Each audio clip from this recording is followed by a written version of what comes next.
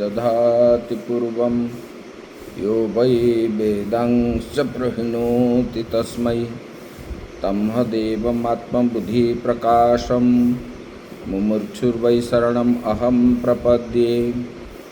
ओम शांति शांति शांति। शंकरं शंकराचार्यं केशवं बादरायणं सूत्रभाष्यकृतौ वन्दे भगवन्तौ पुनः पुनः। ईश्वरो गुरुरात्मेति मूर्तिभेदविभागिने व्योमवद्व्याप्तदेहाय दक्षिणामूर्तये नमः। वसुदेवसुतं देवं कंसचाणूरमर्दनं देवकी परमानन्दं कृष्णं वन्दे जगद्गुरुं करुणावरुणालय परम ब्रह्म परमात्मा जो कण कण में व्याप्त है, भगवान श्री कृष्ण के श्री चरणों में सत सत नमन करते हुए आश्रमस्थ सब महात्माओं के श्री चरणों में सत सत नमन।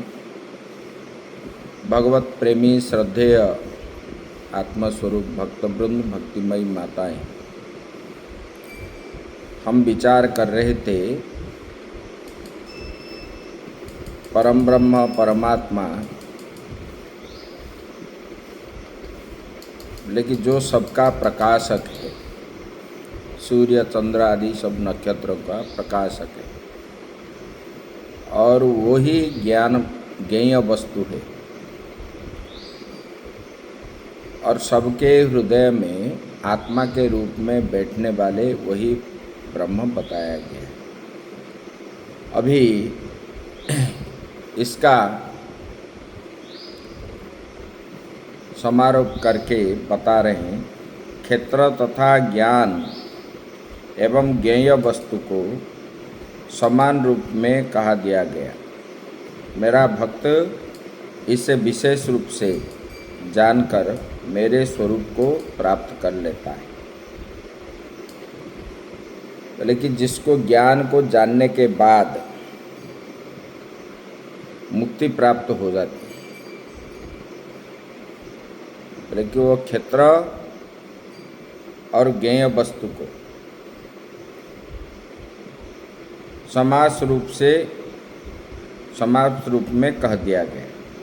यहाँ पर ज्ञेय वस्तु और क्षेत्र को, मतलब क्षेत्र और क्षेत्रज्ञों को ये कह दिया गया, क्योंकि ये कहने का तात्पर्य है जिसको जानने के बाद फिर जीव जो है प्रवृत्ति मार्ग को चुनता नहीं है, और निवृत्ति मार्ग को वो दृढ़ भाव से पकड़ लेता है, जिसके द्वारा उसको फिर इस संसार में आना नहीं पड़ता। भगवान ने बोले मेरे स्वरूप को वो प्राप्त कर लेता है। आगे अभी बता रहे हैं, प्रकृतिं पुरुषं चैव विध्यनादि उभावपि विकारांश्च गुणांश्चैव विद्धि प्रकृति संभवान्। प्रकृतिं पुरुषं च एव विध्यनादि उभावपि विकारांश्च गुणांश्चैव विद्धि प्रकृति संभवा। भगवान ने पहले 7वां अध्याय में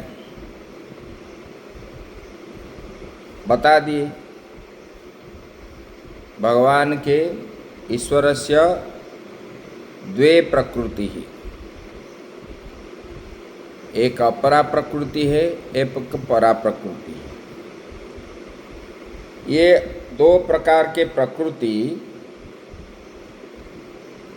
जो कि अपरा प्रकृति क्षेत्र है और परा प्रकृति क्षेत्रज्ञ है, ये बताए गए थे। इन दोनों को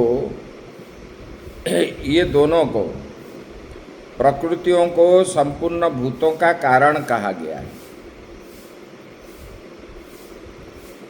ये दोनों प्रकृति जो है, अपरा प्रकृति और परा प्रकृति, ये एक क्षेत्र है, एक क्षेत्रज्ञ है।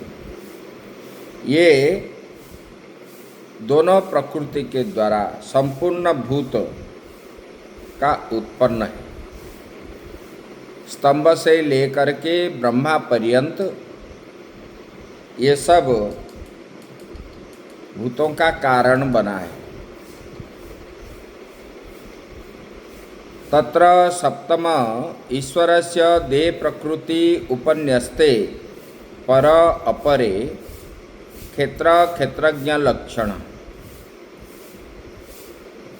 सप्तम अध्याय में पर और अपर नामक द्वे प्रकृति, ये जो दो प्रकृति बतलाई गई थी, एक क्षेत्रज्ञ और एक क्षेत्रज्ञ रूपा है। ये दोनों प्रकृतियों को संपूर्ण भूतों का कारण भी कहा गया है। एतोद्यनीनि भूतानि सर्व, ये 7वां अध्याय में बता दिया है। क्षेत्रज्ञ प्रकृति द्वय योनित्व कथम भूतानाम इति अयम अर्थो अधुना उच्यते। अभी ये शंका होती है, पूर्व पक्षी शंका करता है, ये क्षेत्र और क्षेत्रज्ञ रूपा जो प्रकृति द्वय है, ये परा प्रकृति, ये अपरा प्रकृति, परा प्रकृति, ये संपूर्ण भूतों का कारण कैसा है, कैसे कहा गया है, इसके समाधान हेतु अब ये श्लोक कहा जाता है। बोले कि ये प्रकृति, अपरा और परा प्रकृति, ये संपूर्ण जगत का कैसे कारण है, संपूर्ण भूतों का। इस पर ये कहते हैं, प्रकृतिं पुरुषं च एव ईश्वरस्य प्रकृति तौ प्रकृति पुरुष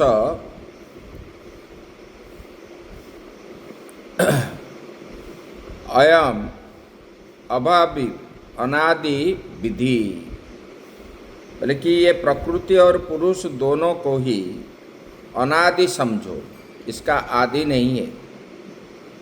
प्रकृति है और पुरुष है, ये दोनों अनादि है। एवं बुद्धियादि विकारो तथा, बुद्धि आदि जो विकार है, क्योंकि ये सुख दुख गुणों को प्रकृति से उत्पन्न हुआ जानो। ये सुख दुख कहाँ से उत्पन्न होते हैं? प्रकृति से उत्पन्न होता है। और ये बुद्धि आदि क्या है? ये विकार है। मुझे दुख हो रहा है, मुझे सुख हो रहा है, ये विकार है शरीर का। और कभी सुख दुख ये जो है, ये सुख दुख कहाँ से? ना ये उत्पत्ति हो रही है प्रकृति से। और ये प्रकृति पुरुष दोनों क्या है? बोले कि ये अनादि है, इसका कोई आदि नहीं है, ये अनादि है, अभी उत्पन्न हुआ। इसी प्रकार हम बोल नहीं सकते। जैसे कि हम 50, 60 या 70 साल से पहले हम नहीं थे। हमारा एक समय सीमा निर्दिष्ट है, इतने में उत्पन्न हुआ है और इतने में उनका विनाश हुआ है। इसी प्रकार ये अनादि मतलब इसका कोई ना आदि है ना अंत भी है।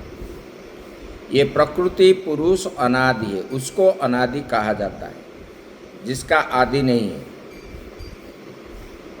जैसे कि अभी हमको 50 साल हुआ है, 50 साल पहले हम नहीं थे, ये शरीर नहीं था, और 50 साल के बाद भी नहीं रहेगा। लेकिन ऐसा प्रकृति और पुरुष नहीं है, ये हर समय तीनों काल में रहते, इसलिए उसको अनादि कहा गया है। नित्यत्वात् ईश्वरस्य तत्प्रकृति प्रकृत्योः अपि युक्तं नित्यत्वेन भवितुम्।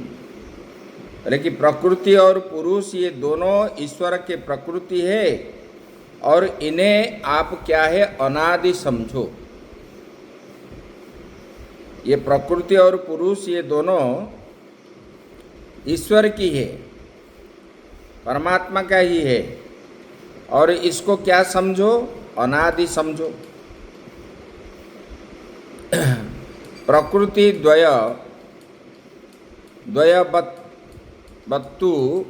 बत्तुम एव ईश्वरस्य ईश्वरत्वम।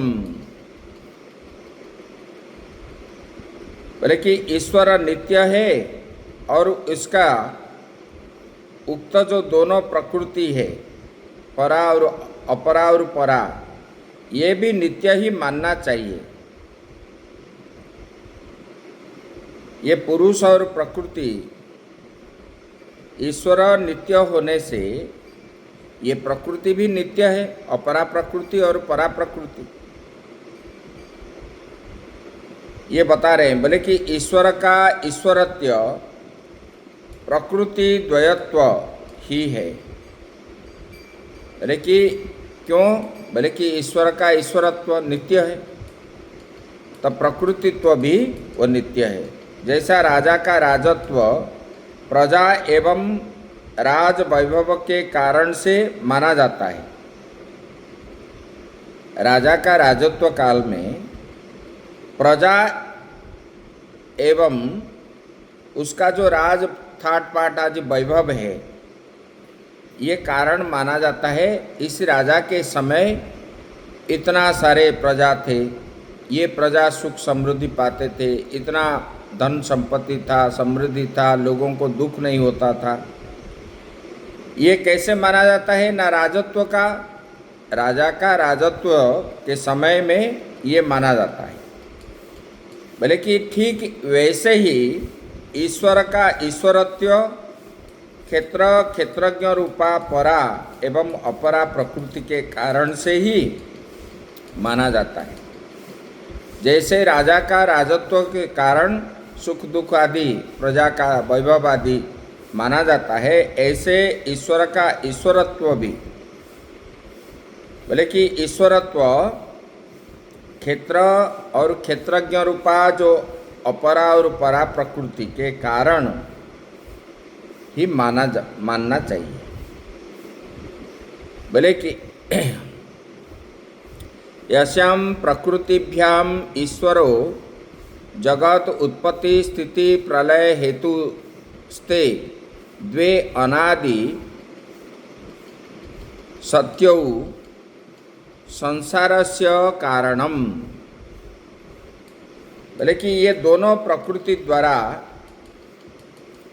अपरा और परा प्रकृति द्वारा ईश्वर क्या करते हैं, जगत की उत्पत्ति स्थिति प्रलय का कारण माना जाता है।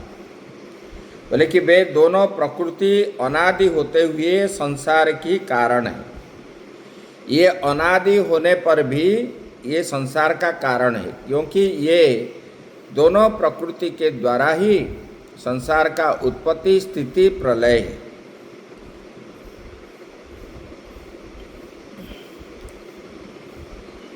न आदि अनादि इति तत्पुरुष समासम केचित वर्णयन्ति। बोले कि कुछ लोग अनादि पद में पूर्वोक्त बहुब्रीहि समास न मानकर न्यंच तत्पुरुष समास मानते हैं, अर्थात न आदि अनादि इति एते विग्रह करते हैं, क्योंकि इससे संसार में कारणत्व सिद्ध हो जाता है। ये संसार का कारण माना जाता है। किसको? अपरा और परा प्रकृति को। तेन ही किल ईश्वरस्य कारणत्वं साध्यति सिद्ध्यति। बोले कि यही प्रकृति और पुरुष जो है नित्य है, तो वे ही जगत के कर्ता हो जाएंगे और उस स्थिति में ईश्वर में जगत कर्तृत्व सिद्धि नहीं होगा। ये पूर्व पक्षी प्रश्न करता है। बोले कि यदि ये कारण है दो प्रकृति, तो जगत के कर्ता अगर हो जाएंगे ये दो प्रकृति, तब उस स्थिति में ईश्वर का जगत कर्तृत्व सिद्धि नहीं होगा।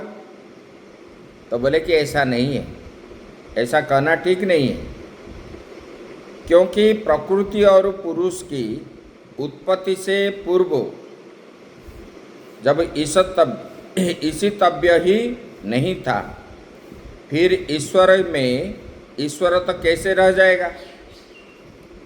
प्रकृति पुरुष के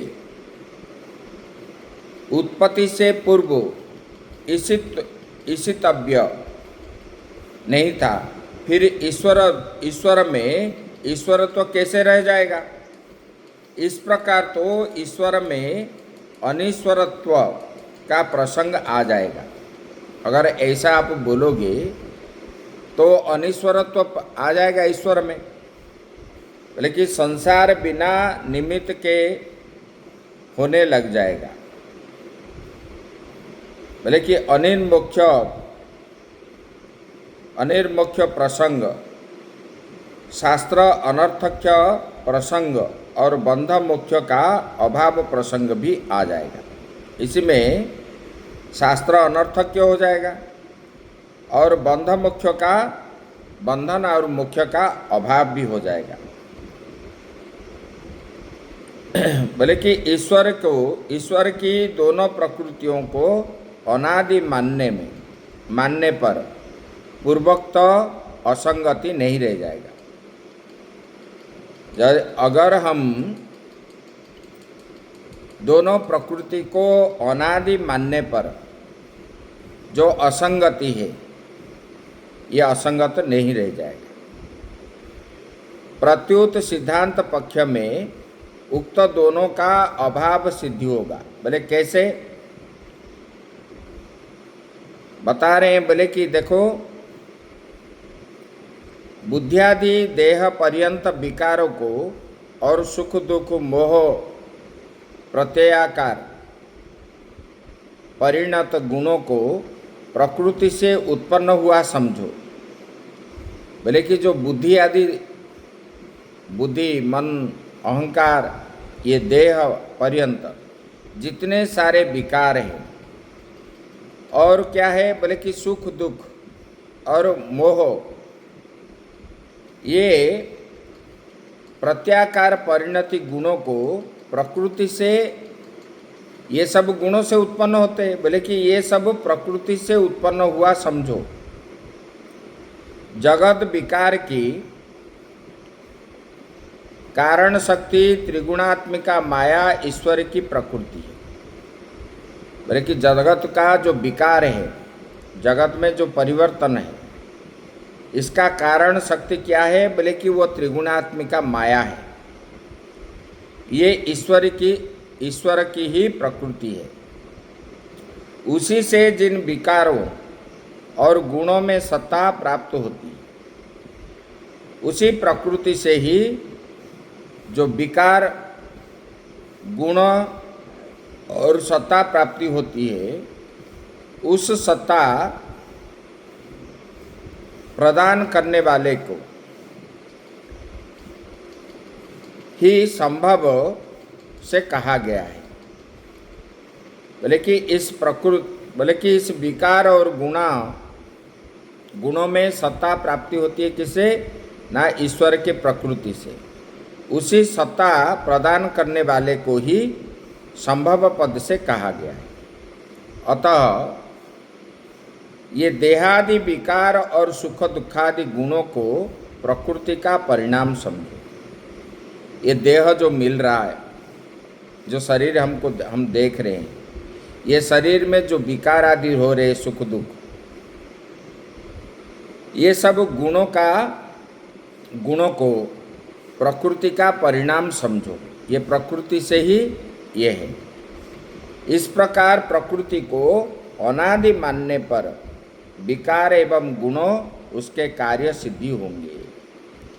प्रकृति को अनादि मानने पर ही प्रकृति का विकार और उसके जो गुण, ये कार्य सिद्धि हो गए। आत्मा में निर्विकारत्व और निर्गुणत्व सिद्धि होगा।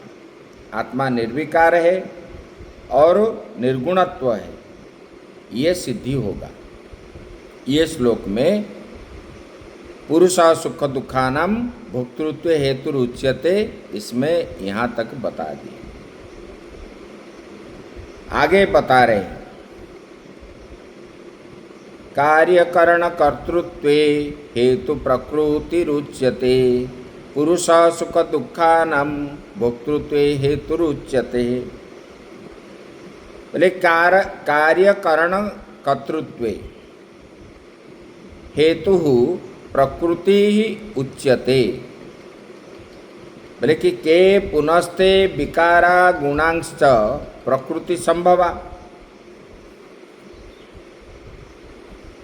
भगवान आचार्य बता रहे हैं, बोले कि विकार गुण और उसके प्रकृति के स्वरूप को बतलाने की इच्छा से भगवान ने उत्तर श्लोक में पूर्वार्ध का अवतरण देते हैं कि वे विकार गुण जो प्रकृति से उत्पन्न होते वे क्या है।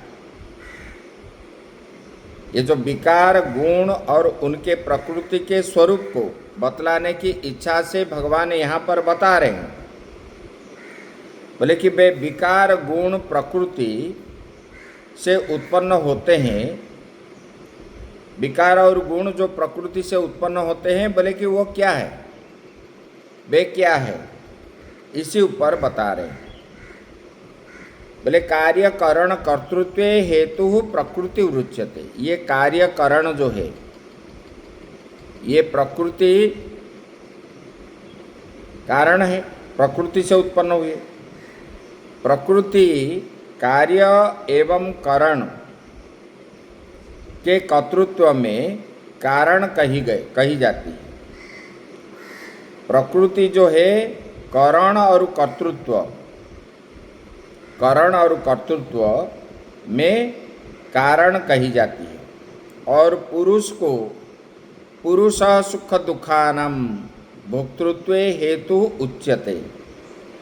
पुरुष जो सुख दुख के भोक्तृत्व में जो भोगता है, ये कारण भी कहा जाता है। किसको? प्रकृति को। यहाँ पर बता रहे हैं, कार्य करण कर्तृत्वे कार्यम शरीरम करणानि तत्सानि त्रयोदश। बोले कि स्थूल शरीर, ये स्थूल शरीर क्या है? बोले कि ये कार्य है। स्थूल शरीरस्थ त्रयोदश इंद्रियां करण है। 5 कर्मेंद्रिया, 5 ज्ञानेन्द्रिया और मन बुद्धि चित्त, ये त्रयोदश है। ये क्या है? ये करण है। स्थूल शरीर कार्य है और स्थूल शरीरस्थ ये त्रयोदश इंद्रियां क्या है? ये करण है। देहस्य आरंभकाणि भूतानि विषयाश्च प्रकृति संभवा विकारा पूर्वोक्ता इह कार्यग्रहणेन गृह्यन्ते गुणांश्च प्रकृति संभवा सुख दुख मोहात्मकाः। कारण आश्रयत्वात् करण ग्रहणेन गृह्यन्ते। बोले कि देखो, देहस्य आरंभकानि भूतानि, बोले कि देह के आरंभक जो है ये पंचभूत और शब्दादि विषय जो प्रकृति से उत्पन्न है। बोले कि ये देह किससे बोले कैसे है, बोले कि ये पंच महाभूत से उत्पन्न हुआ है। इसमें पंचभूत है, पृथ्वी, जल, तेज, वायु, आकाश। और इससे क्या है, शब्द, स्पर्श, रूप, रस, गंध आदि जो ये सब है, ये क्या है, बोले कि ये प्रकृति से उत्पन्न है। प्रकृति से कौन उत्पन्न है, पंच महाभूत और जो है पंच तन्मात्रा आदि, जिन्हें पहले विकार शब्द से कहा गया था।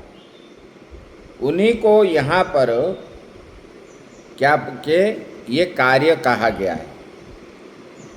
देह, पंचभूत और शब्दादि विषय जो है, इसको कार्य शब्द से, पद से ग्रहण करते हैं। बोले कि तथा प्रकृति से उत्पन्न सुख दुख। प्रकृति से कौन उत्पन्न होता है, बोले कि सुख दुख। और मोहात्मक गुण जो है, आसक्ति आदि, ये करणाश्रित होने के कारण करण पद से ग्रहण किया जाता है। उसी कार्य करण को उत्पादक जो है वो कार्यकरण का कर्ता कहा गया है।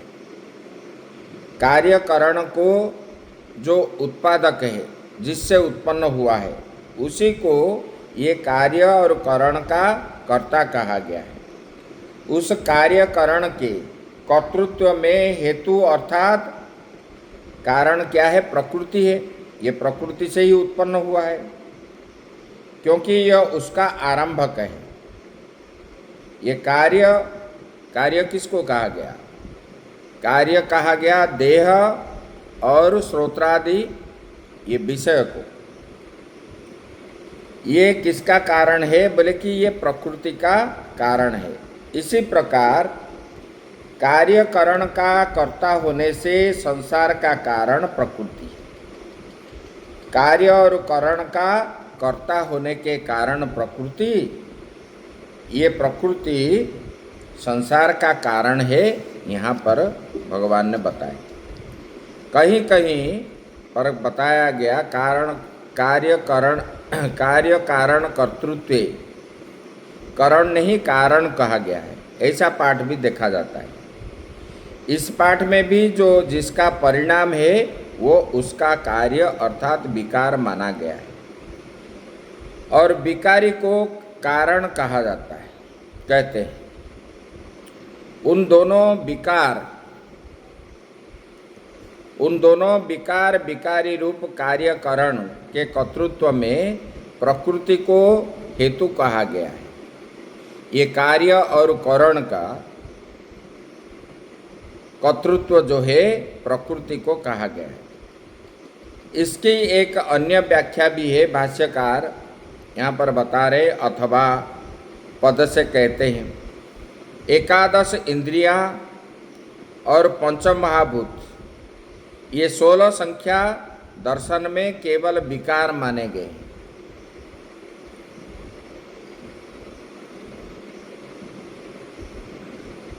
उन्हीं को यहाँ पर कार्य पद से लिया गया है।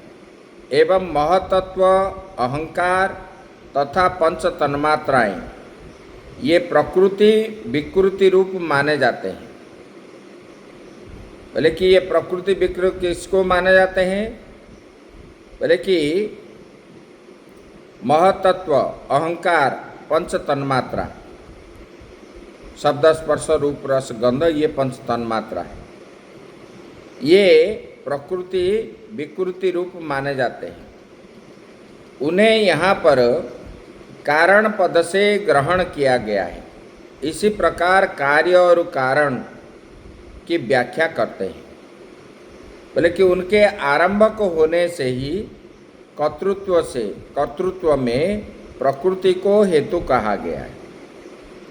प्रकृति ही हेतु है, प्रकृति से ही उत्पन्न हुआ है। और पुरुष संसार का कारण है।